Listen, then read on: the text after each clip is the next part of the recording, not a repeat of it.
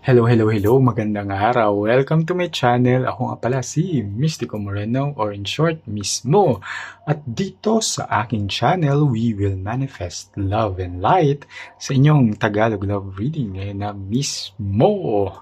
Okay, so today ang gagawin natin ay ang inyong weekly love reading for March 30 to April 5. O diba, time flies! Second quarter na ng taon.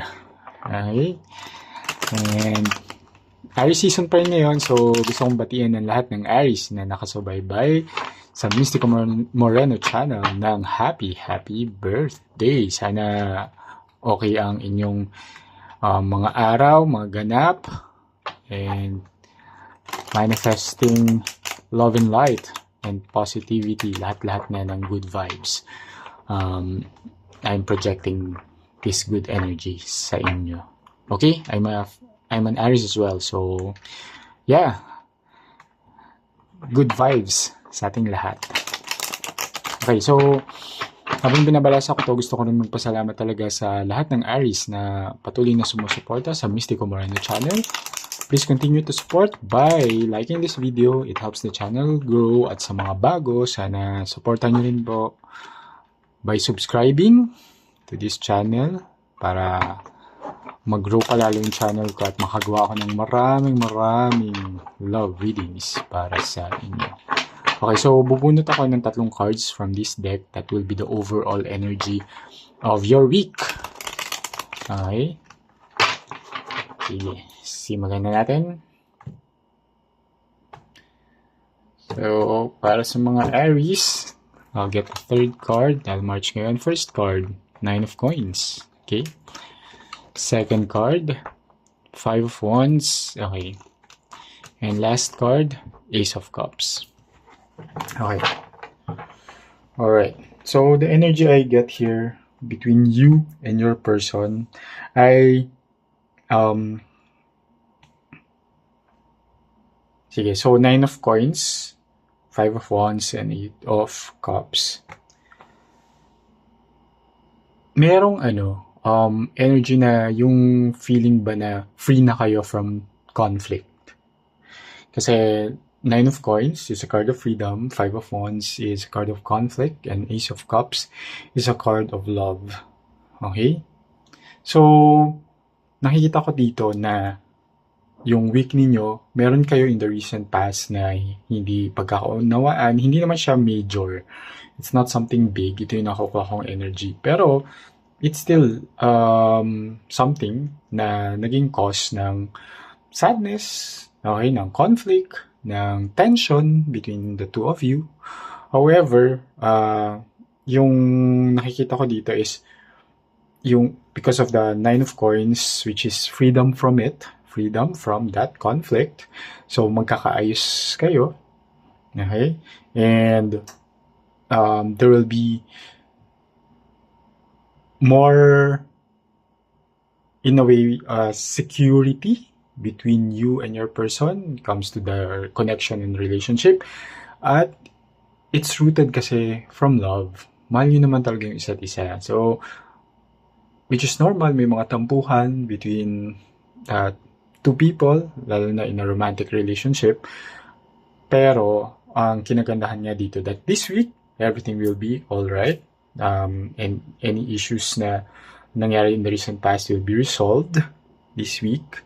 And, ayun, mas mangibabaw din talaga yung love between the two of you. Okay, so tingnan natin yung detalye ng reading na ito. Ayan. So, again, gusto kong i-remind ang lahat na ito ay isang collective reading. So, pag collective reading, I'm really tapping to all of your energies. At kung ano yung masagot ko, yun yung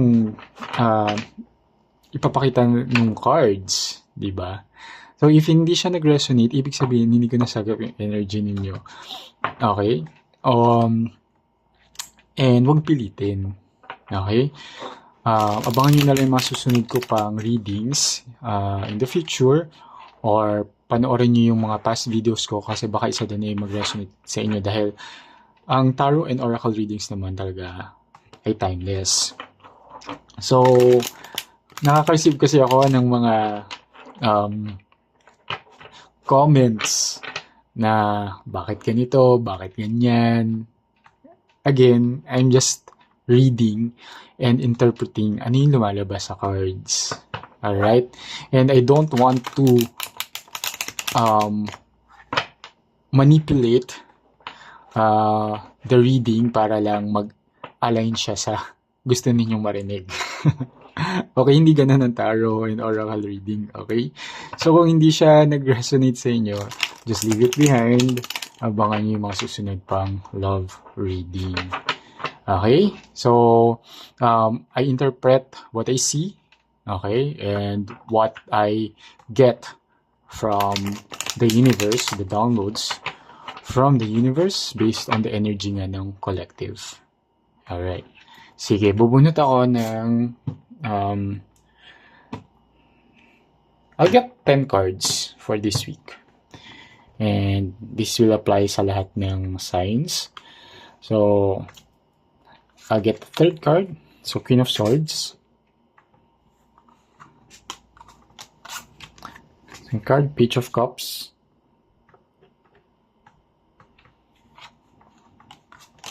Third card, Eight of Pentacles.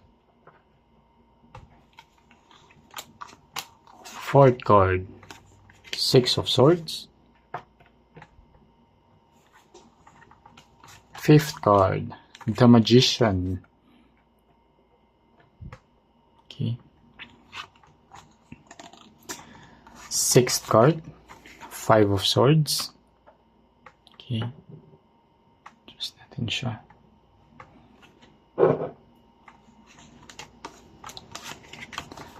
Seventh card, the Devil.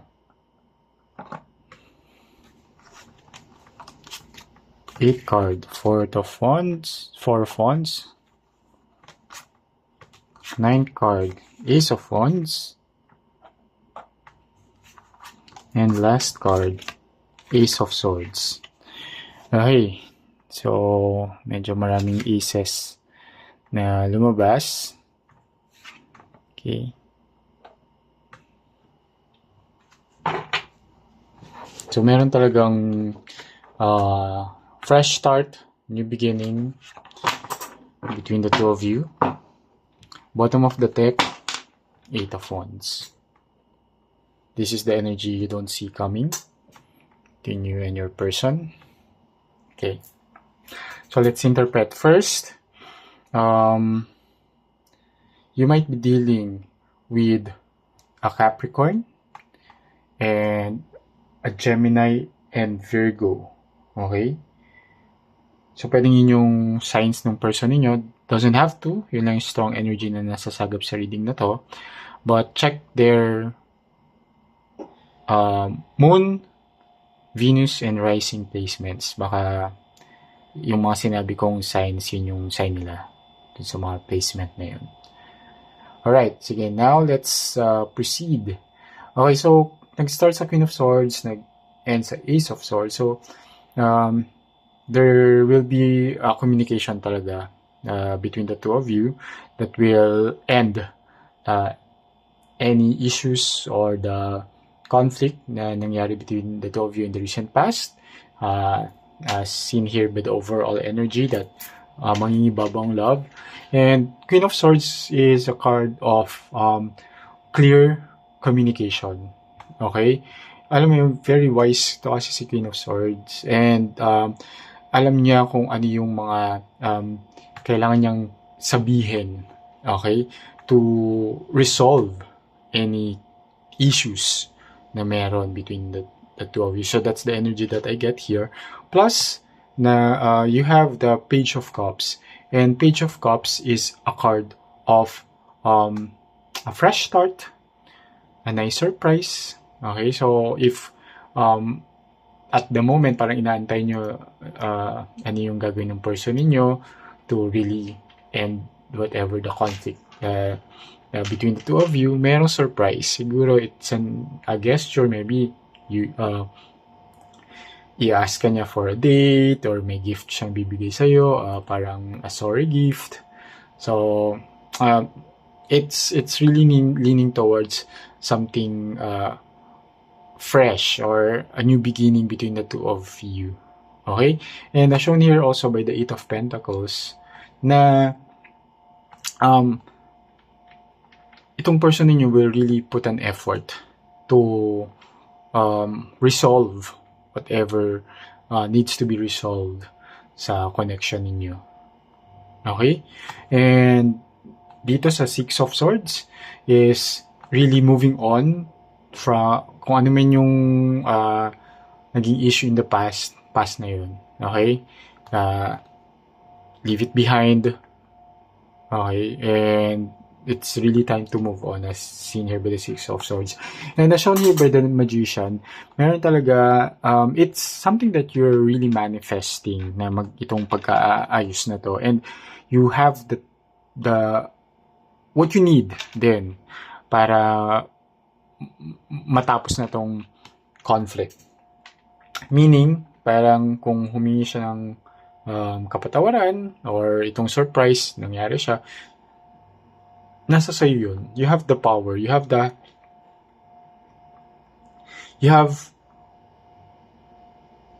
Alam mo yun, yung nasa iyo ang bola. Parang ganun. So, nasa iyo ang bola. So, again, kung gusto mo rin talagang magkaayos and you're manifesting it naman, then accept the apology. Okay? Pero pag-usapan na doesn't mean na kapag in-accept yung apology, kailangan ulitin siya. Sincere sorry is something na hindi na inuulit pa. Okay? So, here, there's a Five of Swords. Dito naman, sinasabi kasi that, yun nga, it's the conflict. Di ba? So, similar energy, there's a Five of Swords, Five of Wands, and this Five of Swords is really conflict and yung gustong manalo at all cost. Kasi, di ba? So, ang nasasagap kong energy dito is to really lower yung ganong ego. Yung ego ba? Na gusto nyo naman talaga magkaayos pero ang taas-taas ng ego ninyo and you're trying to manipulate the situation as shown here by the Devil card, di ba? If ipapagpatuloy nyo yung ganong setup, di ba? May stuck kayo dun sa conflict. So, but as shown here by the Four of Wands, yun naman, meron talagang reunion or reconnection between the two of you. Okay, so if you're in no contact at the moment, magkakaayos naman kayo ulit. If, yun nga, yung freedom from this conflict, mangyayari siya. Person and lalong dalawang ace pa yung lumabas. The Ace of Wands, okay, and the Ace of Swords. So, which is, yung Ace of Wands is a card of new beginning, okay, and the Ace of Swords is a card of truth and clarity. So, which will lead also to a fresh start. Okay, tapos nakita pa dito yung si Eight of Wands. So, si Eight of Wands is a card of progress. So, ibig sabihin, whatever is currently nagiging blockage sa relationship ninyo, mawawala na yun. At magpo-progress na siya to something better. Okay? So, ayun. Sana nakatulong itong reading na to. At bago ko i-close, okay, bubunot tayo ng isang card from this oracle deck that will be the advice of the universe para sa inyo this week.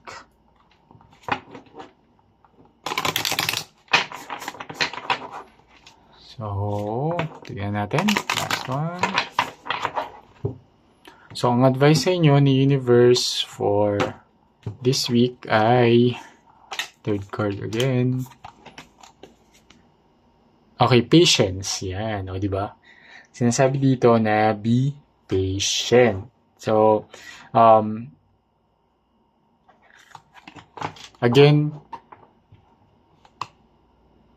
may mga bagay na hindi dapat minamadali. So, if ito at the moment na wini-work out ninyo itong week na to na magkaayos, so, i-ano nyo lang, ituloy nyo lang yan, pero huwag nyo ring madaliin na, oy, hindi, resolve na natin right now itong issue na to, di ba? Pag nangangailangan pa yung person ninyo na, teka muna, uh, hinay-hinay, tingnan natin muna, pag-usapan natin na maayos. Or if it's you na manahingi ng gano'n, dapat yung person mo rin should, hindi ka rin madaliin, di ba? So, basta ang sinasabi lang dito that this week, if you want to really resolve all the issues between the two of you, the conflict, di ba? Pag-usapan siya ng maayos, be patient, di ba? Again, also yung patience na to na nakikita ko is be patient to listen to the explanation of the other party. Alright, so kita-kits na lang muli sa susunod ko pang love reading dito lang sa aking channel. Ako nga pala si Mystico Moreno, or in short, mismo, kita-kits. Ingat!